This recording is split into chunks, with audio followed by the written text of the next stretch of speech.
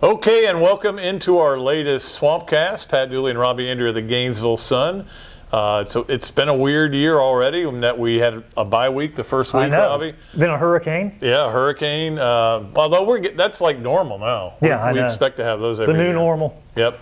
But Florida's finally going to play a game. I called them on my podcast Tuesday, the Invisigators, because for a while there we didn't see them. They were gone. Coach was gone. We didn't have opportunity to talk to the coach. 4 days off they had. Yeah, so it's just a kind of a weird deal, and we'll see how well they play, whether they're able to, number one, correct the mistakes they made on 2 Saturdays ago. Yeah, and they are so obvious, Pat. Offense, turnovers, got to get rid of those. And then the running game. There was no running game to speak of. You average 1.8 yard a carry. That's not going to get it done. Well, and that's the thing. They're playing a team that got shredded in the air in their opener, although they did shut them out in the second half. But they got plenty of yards. Northwestern State, I'm talking about, against Tennessee Martin. This should be an opportunity for Florida to run the ball, though, too. And you're moving guys around here that are not exactly SEC caliber players or Miami caliber It's nothing. players. There's no comparison what they're going to face now compared to 2 weeks ago. It's like opening the season again with a typical opening game. Yeah, it is. We were talking to Mick Hubert about that yesterday. It is like opening day. It feels like it. Even though it's almost like that game was a bowl game or something. It's just so weird. But there's other things we want to see from Florida, and certainly one of them is to get rid of the dumb penalties. Yeah, those were so stupid in that game. 4th and 34. How do you get a first down? You get pass interference. That's literally almost the only way. Yeah. Hitting guys late. You're going to get some false starts. Occasionally you're going to have a delay a game. You get called for holding. It happens. But some of them, the late hits and stuff like that, they've got to get rid of. Yeah, the two things on defense, Pat, the penalties, which were so dumb, and then the tackling was just pathetic at times. So, well, again, it goes back to my theory, and also I asked Coach Mullen about this on Wednesday.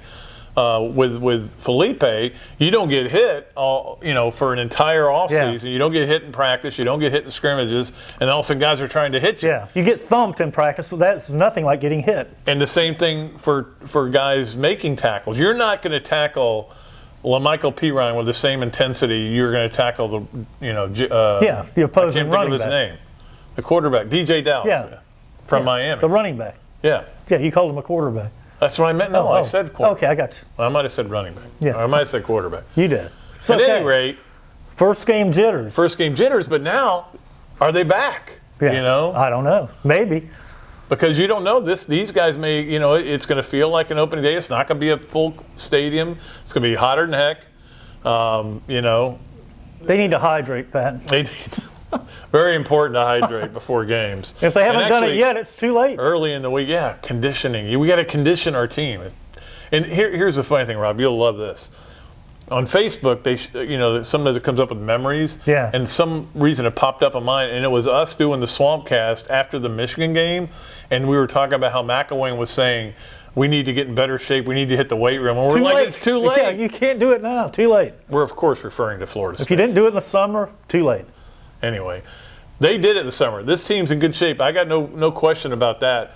But when you only run 54 plays, you're not going to get tired. I know. So, look, what does Florida need to get out of this game? No injuries. It's really important. I know that Coach Mullen talked about how he may have some guys that are a little banged up and still. may not play.